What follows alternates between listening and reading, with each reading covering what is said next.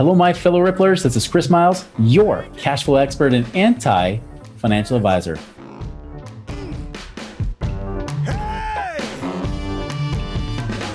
Guys, welcome for a show that's for you and it's about you. Those of you that work so freaking hard for your money, you're ready for your money to start working harder for you now. You want that freedom, that cash flow, that prosperity today, not 30 or 40 bazillion years from now, but right now, so you can live that life that you love with those you love doing what you love. But guys, so much more than just creating prosperity for yourself. It's about creating that ripple effect through the lives of others. Because as you're blessed financially, you can bless the lives of others around you too. And guys, thank you so much for allowing me to create that ripple effect through you. Thank you for binging and sharing with others. And it's been so awesome to be able to see this show grow and seeing you guys take action and actually do this stuff. So thanks so much for being a part of that. As a reminder, check out our website, moneyripples.com. There's great blogs and other podcasts on there as well you can check out, as well as our YouTube channel, the Money Ripples with Chris Miles page. Be sure to check that out too. All right, guys. So today I've got a special guy that, man, like if anything, like this is somebody you guys probably want to have in your back pocket. Steve Trang here is a guy I've actually known through our mastermind group that we have. It's Collective Genius, which is like some of the best real estate investors in the country. And this guy just blows everybody out of the water with his breadth of knowledge, whether it's in business or in real estate. And it's just a guy I tremendously respect. Just to let you know a little bit about it, he's the founder of the Real Estate Disruptors movement that he's got going on. He's got a podcast. He's got over 10,000 followers, new members, so make sure you check that out too. He also has a sales training program, training some of the top wholesalers, like the real estate wholesalers in the country. He's created the Offer Fast Homes app. He's also the only MLS for off-market wholesale properties with that app. His big legacy is really about creating 100 millionaires. So he kind of creating his own ripple effect. And so he's also got his own real estate brokerage. He's got like 100 agents. I mean, this guy seems like he does it all. So anyways, Steve, welcome to our show. Thank you for having me. And you speak so highly of me. I mean, I'm really just another guy, right? I'm an entrepreneur who just geeking out, nerding out, right? Like there's nothing special about me. I'm just doing what everyone else is doing. I've just had a lot more luck because I've screwed up more than most others have. You're a scientist, right? Yeah. Yeah. You like to perfect it and refine it. Yeah. Well, tell us more about your background. Like, I mean, what kept leading you down these paths to being where you are today, to be the Steve Trang of today? You know, the thing about being an entrepreneur is there's no shortage of opportunities.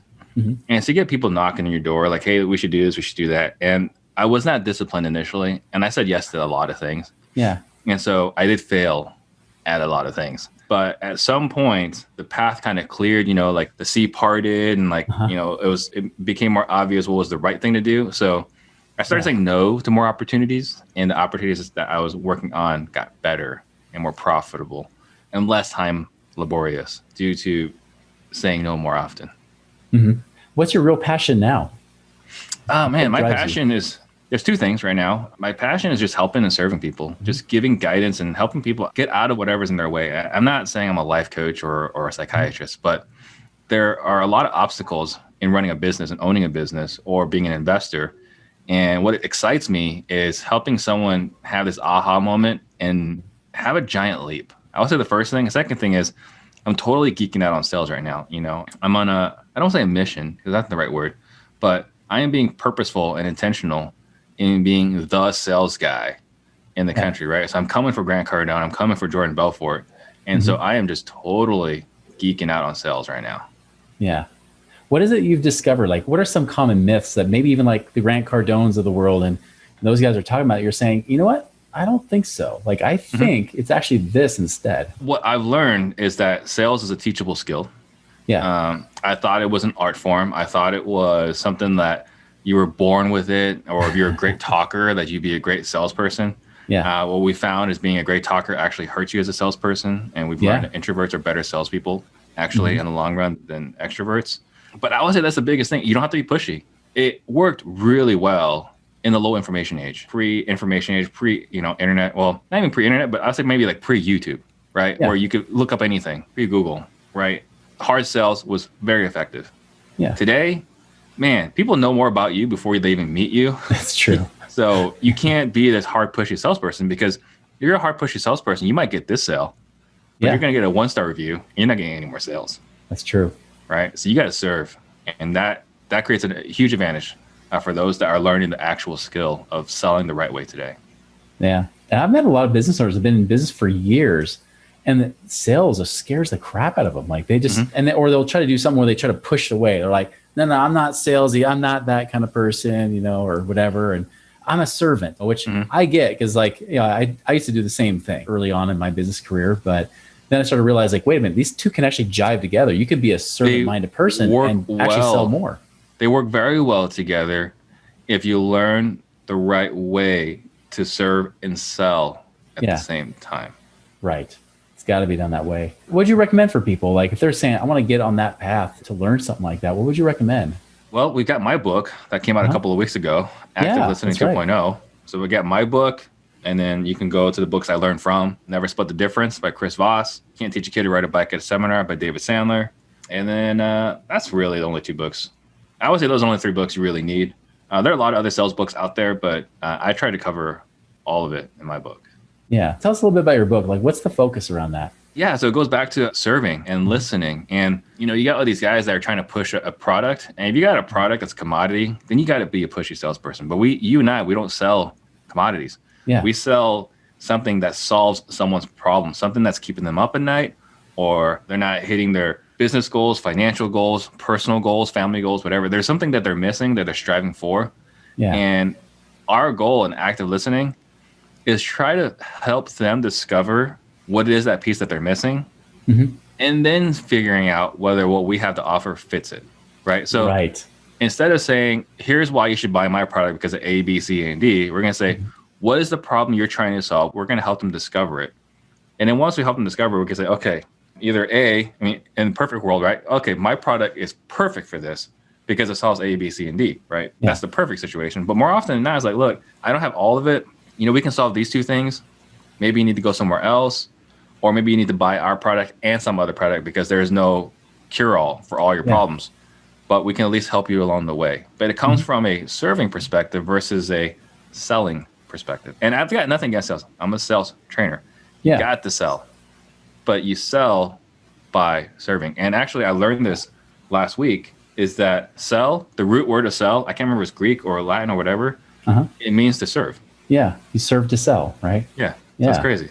That's awesome. Or sell to serve. I guess it goes backwards too. But yeah, well, that's a great point because I noticed when people reached out to me because I just stopped caring at some point, right? And that's when you become unstoppable as a salesperson. It's true. People are like, well, you just seem genuine. And I'm like, yeah, like is this a good fit or not? And really any business owner should be thinking this way. You shouldn't want to work with people that you can't really serve. Because when I've done that, that's such a stress because you're trying to be somebody you're not, or you're trying to do something that's outside your skill set or whatever. And you feel horrible. They end up not liking you and probably give you a bad review. And it's just ridiculous. You don't want to do that. And there's nothing more invigorating than firing a bad client. Yeah. So don't put yourself in that situation. No, you definitely not. It's way more fun to serve people that want to be served. And it's a perfect matchup. What are some like easy tip ways, like somebody could be a better listener to help connect that service mentality? Yeah. Or is it a psychology thing? Is it really a skill set or is it more of a psychology? It's a combination. But the biggest thing is to just shut up. We don't talk as much in our selling process. We just ask a lot of questions. And, there's the book question-based selling, and we're just asking a lot of questions. The perfect example would be like someone asks you how long you've been in the business. The natural answer is to just answer the question. Yeah. But what we'll do, what we train our other mentees to do is, we've been in business for 13 years, but I'm curious. You got to be asking that question for a reason. And they say, well, we just want to make sure a person we work with has the history of track record of success. Like, okay, perfect. You want to be comfortable with the guy you work with, that you know that they're competent. Like, yeah, okay, great. What would you need to see to feel comfortable knowing you're working with the right guy? And they'll tell you, I need to see reviews. Perfect. Send them reviews. I need to see testimonials. Perfect. Send them testimonials. I need to see all the transactions you've done. Perfect. Send them a list of transactions. But only they know what they need to see to feel comfortable.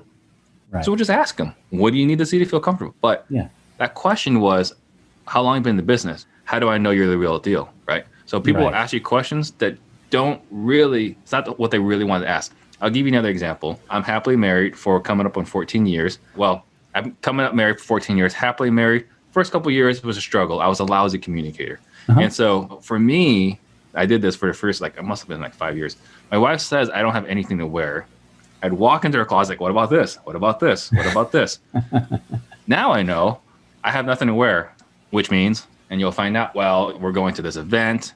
And right now, green is in season. I don't have a green cocktail dress, like whatever the combination is, she doesn't have that. Yeah. So it comes back to actively listening and understanding what they're trying to tell you versus just being literal, which as a male, we're very literal. We're really good at that. Yeah. And it's not a strong suit for selling. It's sad that my wife and I just had the same conversation about my communication just 2 days ago. Same exact conversation of like, it's like, what's behind the question, right? What's the real meaning behind it? Like, what are they trying to tell you? And it's our responsibility as a salesperson, as a business owner, to find out what someone's really trying to tell us, not just assuming we know what they meant by it. Oh yeah. My wife always tells me, she's like, the best question to ask her is, what do you mean by that? Versus just assuming or just jumping to a solution, right? It's like, well, what do you mean by that when you say that? Yep, exactly. Yeah. We ask, which means, can you tell me more about that? Yeah. You're telling me that right now because. Absolutely. See, guys, this is not just going to give you better sales, but at least keep you married. Keep you happily married. Keep you happily married. That's awesome, man.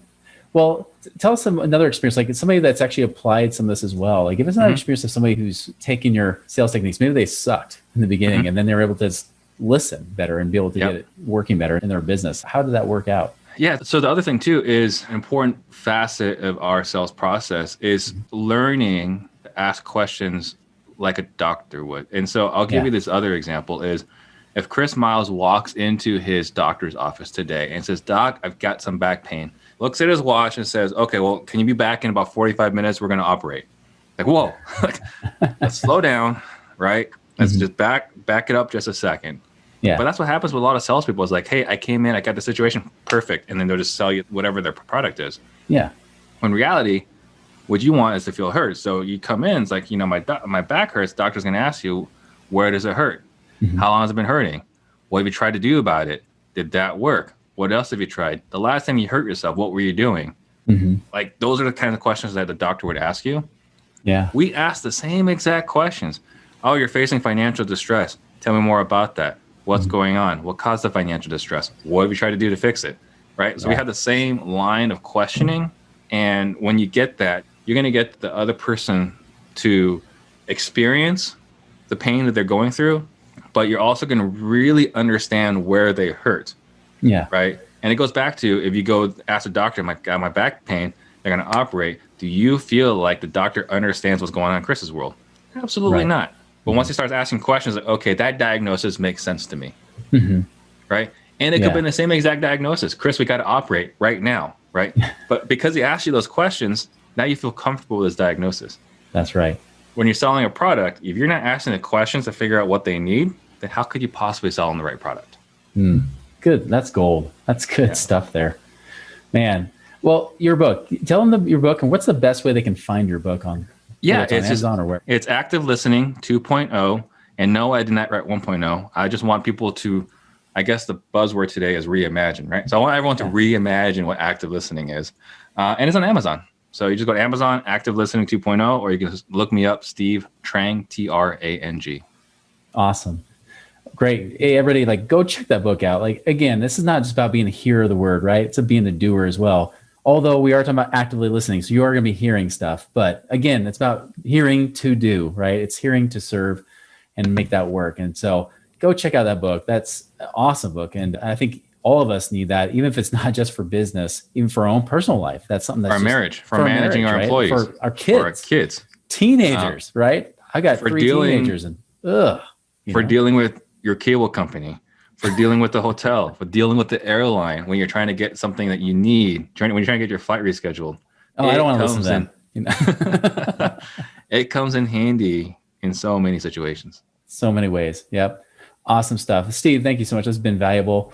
Everybody else, again, take action, because that's one way your life actually can change, right? So take action. Go check out Steve's book. Make it a wonderful and prosperous week. And we'll see you later. Visit us online at moneyripples.com.